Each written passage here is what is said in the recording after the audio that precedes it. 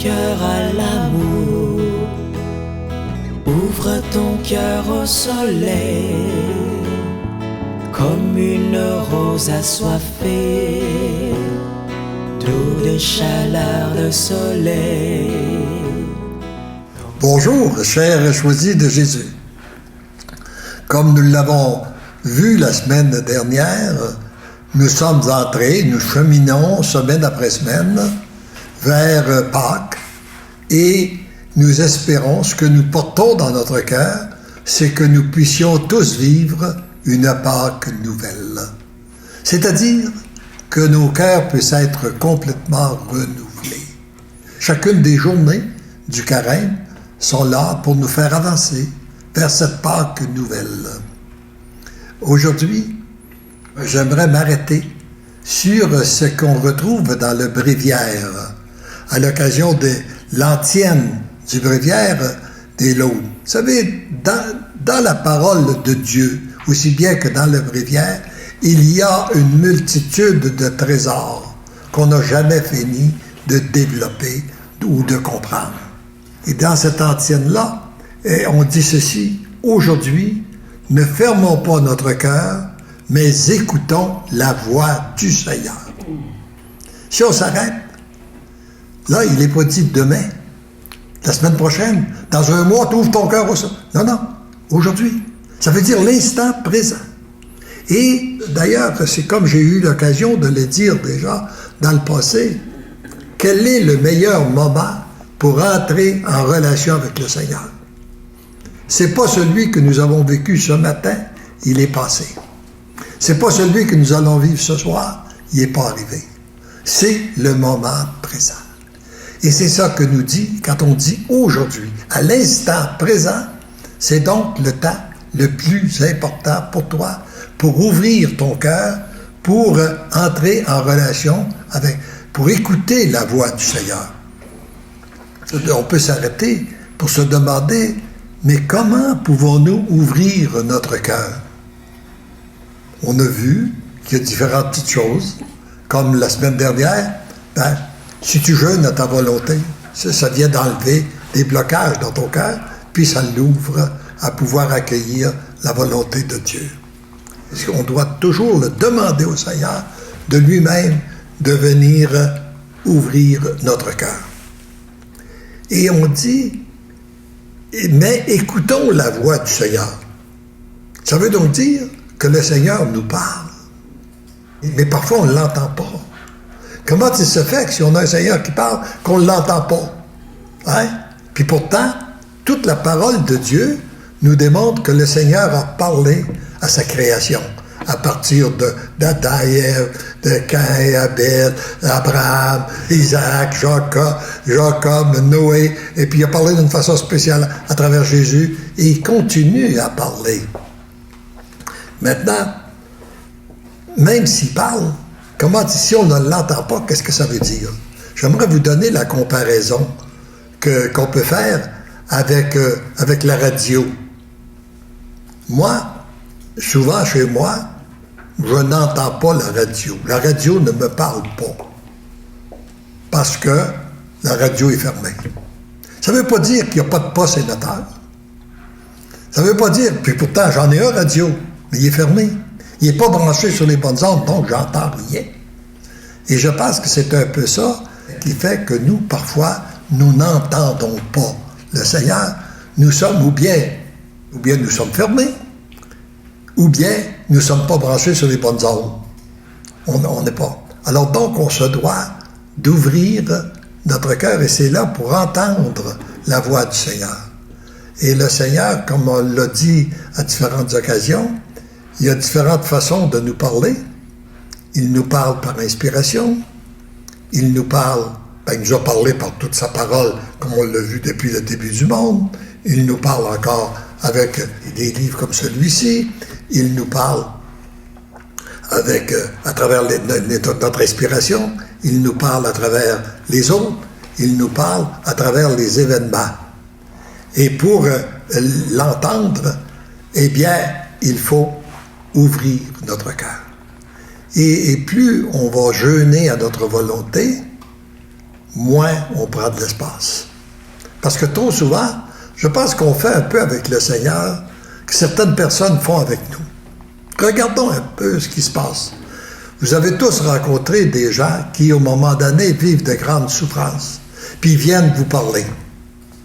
Vous les écoutez, mais vous avez l'impression que lorsque vous venez pour parler, ils ne vous écoutent pas. Vous n'avez même pas le temps de dire une phrase, qu'ils sont coupés, puis ils sont partis dans d'autres choses. Bon, alors je pense qu'on fait ça avec le Seigneur. On lui parle, on veut l'écouter, mais quand il vient le temps de nous parler, on ne l'écoute pas. Ou une autre réaction aussi, que vous avez vu certaines personnes qui sont très, très nerveuses, et puis qui vous arrivent, faut que je te parle, puis là, ils nous parlent, puis là, on écoute. Quand on vient le temps pour parler, la personne, tu vas m'excuser, je suis en retard, faut que je parle. Bon. Alors, j'imagine que la personne, ça lui a fait du bien parce que ça lui a permis de se vider, mais ça ne lui a pas permis de se remplir. Elle n'a pas eu de chance de réécouter après ce qu'on aurait pu lui dire, ce qu'on aurait pu lui faire réfléchir. Et je pense que c'est cette relation-là qu'on a à faire avec notre Seigneur, c'est qu'on doit prendre conscience qu'il nous parle, il est toujours là pour nous parler, et si on ne l'entend pas, c'est pas le poste émetteur qui fait défaut. Le poste émetteur, lui, il fonctionne continuellement, 24 heures par jour, 365 jours par année. C'est juste que notre appareil est mal ajusté, il n'est pas ouvert, ou il n'est pas branché sur les bonnes longueurs d'onde. Alors donc, durant cette période de carême-là, ce qu'on va demander, c'est qu'on va demander ensemble au Seigneur qu'il puisse non seulement ouvrir nos cœurs, mais aussi qu'on puisse se brancher sur lui pour être à son écoute, prendre un temps de silence après qu'on lui a parlé, prendre un temps de silence pour être à son écoute et savoir qu'est-ce qu'il veut nous dire.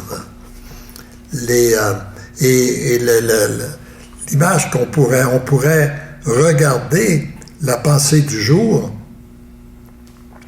et l'image que j'ai de ces révélations-là, de ces livres-là, pour moi, ce qui explique le mieux ce qui se passe, c'est l'image de lorsqu'un prêtre est allé donner un enseignement à des enfants sur les béatitudes.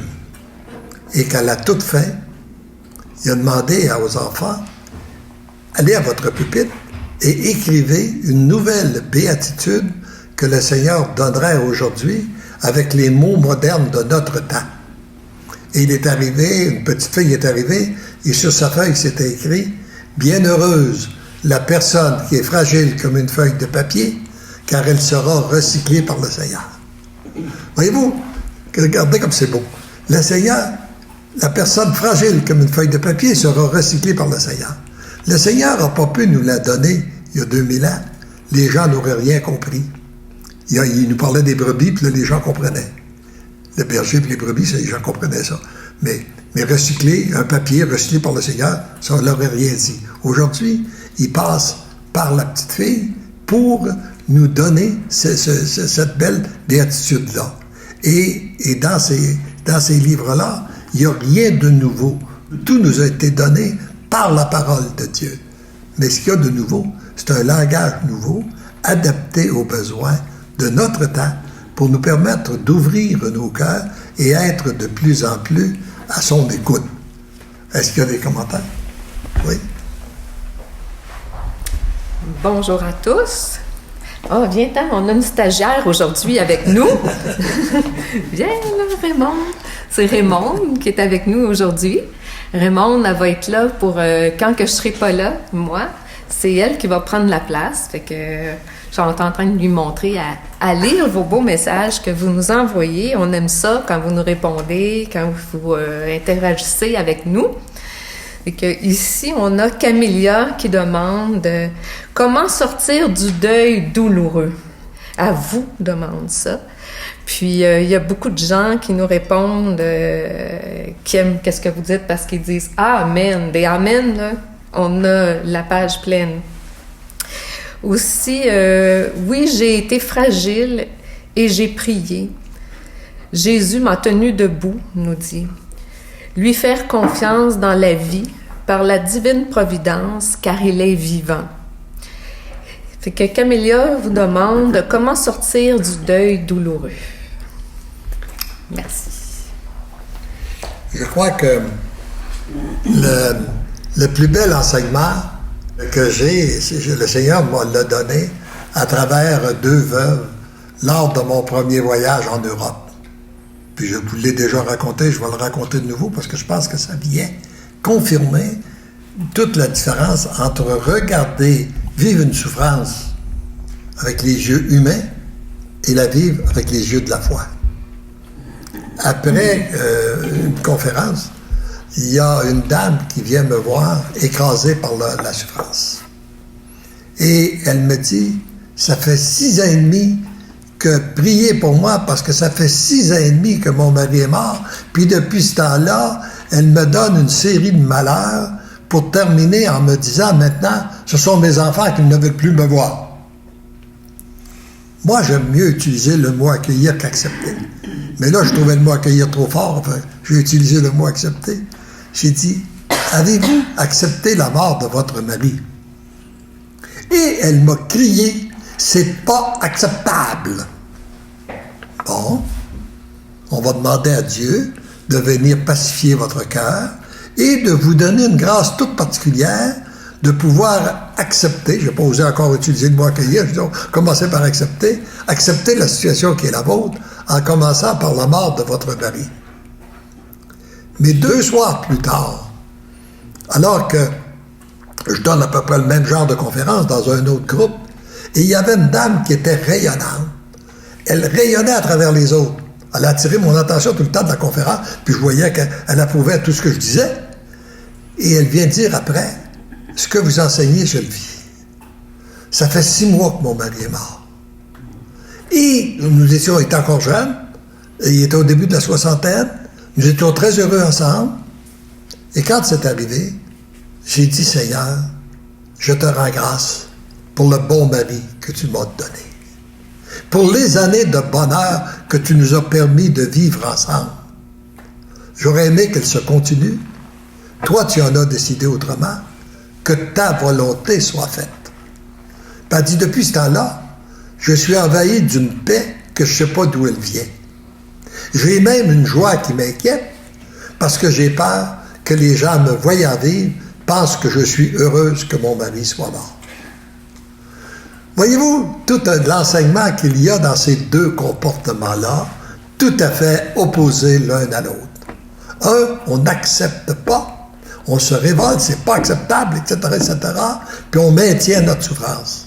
L'eau, on l'accueille, Dieu l'a permis, donc on accueille la situation, et à ce moment-là, ça change en grâce et en bénédiction.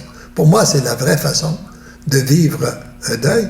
J'aimerais vous donner aussi un commentaire que j'ai eu d'un ami. Son épouse est décédée lorsque j'étais dans un voyage en Europe.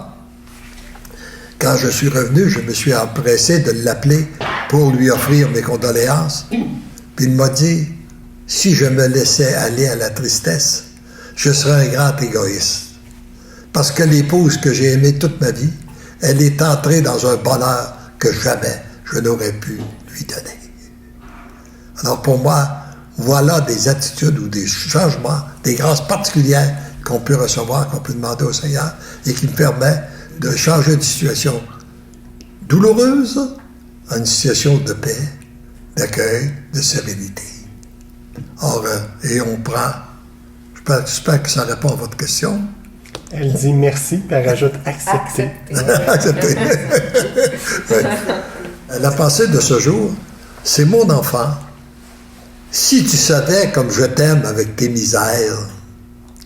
Nous, on pense que le Seigneur, il ne peut pas nous aimer parce qu'on est trop de travers, on a trop péché, on n'est pas assez pieux, etc., etc. Puis lui, il dit, non, écoute, si tu savais comme je t'aime avec tes misères, tes faiblesses, puis tes limites, tu les accepterais comme étant ce que le Père veut de toi en ce moment. La transformation de ton être, c'est son œuvre bien à lui et non la tienne. Il sait ce qu'il te faut vivre en ce moment. Je t'aime. Alors, tout remettre entre les mains de Dieu et accueillir qu'il nous aime Pas parce qu'on est aimable, mais il nous aime pour nous rendre aimables. Et c'est la mesure qu'on l'accueille qui vient faire la transformation en nous. Et l'agir de Dieu, c'est que les paroles de la pensée de ce matin parlent exactement de ce que j'ai ressenti aujourd'hui. Nous voulons tellement souvent faire les choses par nous-mêmes.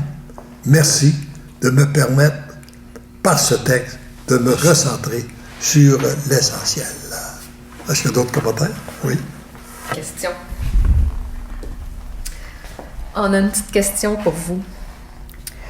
Florence nous demande: je lis vos messages quotidiennement. Je me sens très touchée par ce que dit Jésus. S'adresse-t-il vraiment à nous tous personnellement? C'est la question qu'il vous demande. Exactement. Exactement. C'est que, et pour ne pas perdre votre temps quand vous lisez ces livres-là, ne les lisez pas pour savoir ce que Jésus a dit à Léandre. Lisez-le pour qu'est-ce qu'il vous dit à vous. C'est à vous qu'il parle, personnellement. C'est à vous, et c'est dans la mesure où on le prend personnellement qu'on peut réellement être touché. As-tu quelque chose à ajouter, Nancy? Nancy n'a pas l'habitude d'être avec nous, elle est avec nous ce matin. Alors, je vais y aller. Je vais y aller pour le restant. En fait, le sujet, c'était ne vous inquiétez pas, écoutez la voix du Seigneur. Ne fermons pas notre cœur. Oui, c'est ça, ne fermons pas notre cœur, mais écoutons la voix du Seigneur. La meilleure façon pour écouter la voix du Seigneur, c'est de se laisser aimer. Exactement. Puis c'est de le laisser agir en nous. C'est bien ça? C'est ça, exactement. Alors, c'est le même que je comprends ça, en tout cas. S'il y a des gens qui n'ont pas l'habitude de faire d'adoration ou de s'arrêter pour méditer, vous leur suggéreriez de commencer comment? Moi, il y a quelque chose que j'ai fait à plusieurs reprises qui a produit des fruits merveilleux. Des gens, par exemple, qui disent qu'ils vivent une période de dépression, de difficulté, puis là, ils ne savent pas où aller se jeter, où aller. Je leur ai recommandé, nous, ici à Sherbrooke, on a une grâce particulière. On a les servantes du Saint-Sacrement. C'est une petite chapelle dans laquelle le Saint-Sacrement est exposé. Va donc t'asseoir là, sans rien dire. Prends juste un certain temps d'être à ton écoute. Puis tu vas voir qu'est-ce que le Seigneur fait. Et les gens, beaucoup de gens m'ont dit le bien que ça leur a fait, la sérénité que ça leur a apporté. Il ne s'agit pas d'être là pour dire, lui parler, puis etc., mais être là, quelques minutes, tranquille, se mettre à son écoute. Hein? Et l'autre, l'importance aussi, c'est bien sûr que tout ce que l'Église nous enseigne, parce qu'il y a toutes les grâces aussi, parfois, qu'on a besoin pour le sacrement du pardon, pour se déculpabiliser de nos fautes. Parce que le malin nous fait faire des bêtises, puis après, il nous culpabilise avec, continuellement. Alors, il faut passer par le sacrement du pardon pour finir. On oublie ça pour vivre le moment présent, comme il est dit dans la parole aujourd'hui. Ne fermez pas votre cœur, mais écoutez. Écoutons la voix du Seigneur. Moi, je sais que quand je vais à l'adoration, tout mon regard est transformé à chaque fois que je vais à l'adoration. Il s'agit de faire taire tout ce qui se débat en dedans, parce qu'au début, des fois, on fait notre liste d'épicerie, on pense à ce qu'on faudrait faire, puis là, tout à coup, on se calme, on peut prendre un livre des choisis aussi, méditer sur une pensée. Tous ces écrits-là sont porteurs de transformation du cœur. Fait qu'il n'y en a pas un qui parle pas. Fait que c'est sûr. Donc, on va s'essayer, là. Tiens, on va s'essayer, on va vous laisser sur un petit mot que le Seigneur veut vous donner à votre cœur dans le moment. Alors, il nous demande d'être déjà dans l'action de grâce et la louange pour ce qu'il va accomplir à travers les événements. Il nous demande de nous rappeler ce qu'il a accompli pour Lazare en le ressuscitant. Ça, c'est quelque chose, hein? Il était mort, puis là, il est en décomposition. Exactement. Puis il l'a ressuscité. C'est ça, des fois, on est dans des situations qu'on pense qu'il n'y a pas d'issue, qu'il n'y a rien qui va arriver. Puis, tout d'un coup, quand c'est confié entre ses mains, oups, ça se dénoue. Puis là, il y a quelque chose de nouveau qui émerge. C'est bon. Alors, regarde mes agissements auprès de ceux et celles qui ont été près de moi. Tu apprendras à espérer, peu importe ce qui arrive, envers et contre tous. C'est ça. Ça, c'est juste. C'est tout à fait ça. Il y a quelqu'un qui veut donner d'autres commentaires. Bien, on a une question qui suit votre réflexion. C'est pour la providence divine, est-ce utile d'aller en silence? Parce que vous parliez d'aller à l'adoration et tout. Fait que, disons, pour entendre ou suivre la volonté de Dieu, si vous voulez, est-ce qu'il faut aller en silence? Moi, personnellement, par expérience, je dirais oui. Je dirais oui. Parce que si on reste dans l'action puis qu'on continue à courir, ben il nous laisse courir. Mais quand on prend le temps de s'arrêter, ben là, c'est là qu'on peut l'écouter. Hein? Pas si tu aimerais ajouter là-dessus, toi, ça. Est-ce que pour toi, le silence est nécessaire?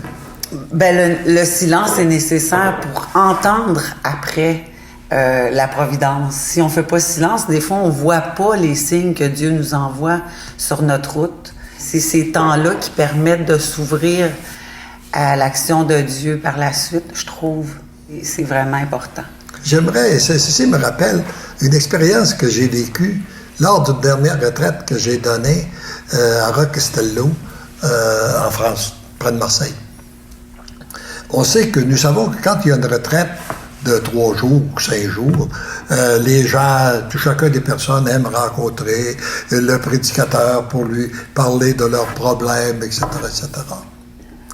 Et moi, j'avais dit dans cette retraite-là, j'aimerais que vous expérimentiez d'aller devant le Seigneur pour avoir les réponses. Plutôt de rencontrer, venir me rencontrer. Si vous avez besoin de rencontrer un prêtre, oui, vous pouvez le rencontrer pour le sacrement du pardon. Mais moi, vous pouvez bien venir me dire vos péchés, mais je ne peux pas vous donner la solution. Fait que ça ne vous donne rien. C'est aussi bien de ne pas me les dire.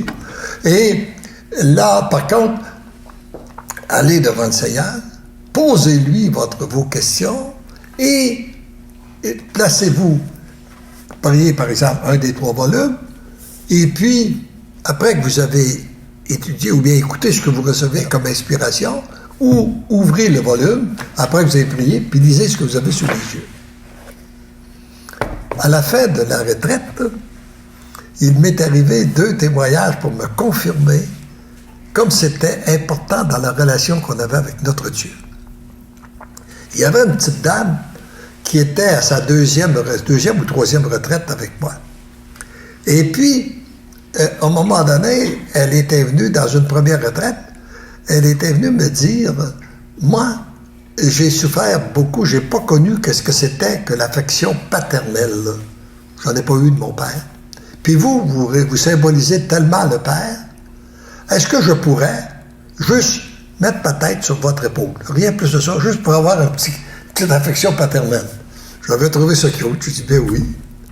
Et quand elle était revenue à la retraite, elle m'a rappelé que c'était elle qui avait demandé ça. Puis elle me dit, quand vous passerez, durant cette retraite-là, ici, là, ce que je vous demande, c'est quand vous passerez devant moi, quand vous passerez à côté de moi, mettez votre main sur mon épaule. Ça sera mon petit câlin paternel. Bon, correct.